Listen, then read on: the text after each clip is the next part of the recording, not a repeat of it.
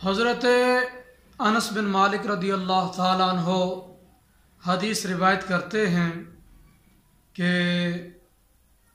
नबी अकरम सल्लल्लाहु अलैहि वसल्लम की बारगाह में एक यहूदी औरत बकरी का गोश्त लेकर आई ताकि हुजूर अलैहिस्सलाम उसे तनावुल फरमाएं। तो हुजूर नबी करीम सल्लल्लाहु अलैहि वसल्लम ने जब हाथ बढ़ाया खाने के लिए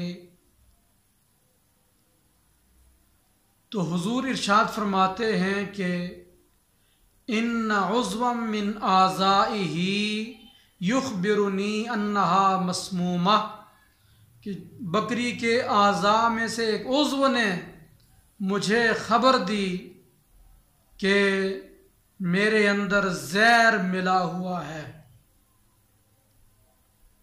तो हुजूर अलैहिस्सलाम उस औरत को बुलवाया तो उससे पूछा कि ये वाक़या ऐसे है?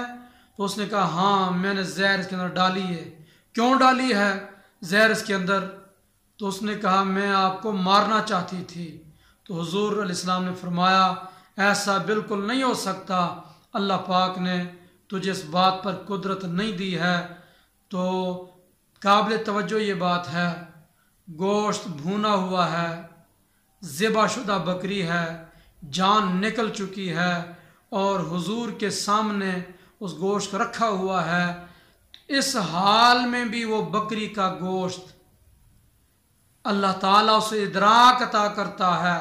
हुजूर की निगाह की बरकत से, हुजूर के हाथ मुबारक के लगने की बरकत से वो गोश्त हुजूर की इज़्ज़त और हुजूर की मुबारक जान की हिफाजत में मसरूफ़ ये ऐलान कर रहा है कि या रसूलल्लाह मेरी तो किस्मत थी, मैं तो खुशकिस्मत थी कि आप मुझे तनावुल करते, लेकिन या रसूलल्लाह मेरे अंदर ज़हर मिला हुआ है, मुझे खाना नहीं है, कहीं आपको तकलीफ ना पहुंच जाए। तो जब हुजूर की इज्जत की बात आती है तो जानवर भी हुजूर की इज्जत पर पहरा